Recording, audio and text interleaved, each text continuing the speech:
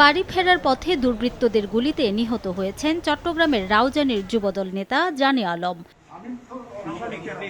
রাত ৮টার দিকে রাউজানের পূর্ব গুছরা এলাকায় জানে আলমকে গুলি করে পালিয়ে যায় দুর্বৃত্তরা। স্থানীয়রা রক্তাক্ত অবস্থায় তাকে উদ্ধার করে নগরীর একটি বেসরকারি হাসপাতালে নিয়ে যায়। সেখানে কর্তব্যরত চিকিৎসক তাকে মৃত ঘোষণা করেন। তার বুকে 2টি গুলি লেগেছে বলে জানিয়েছেন চিকিৎসক। সন্ধ্যার পরে ওর এলাকায় ওর যে বাড়িতে যেখানে উনি আড্ডা দেয় নেতাকর্মীদের সাথে বসে, ওখানে এই ঘটনাটা হয়েছে।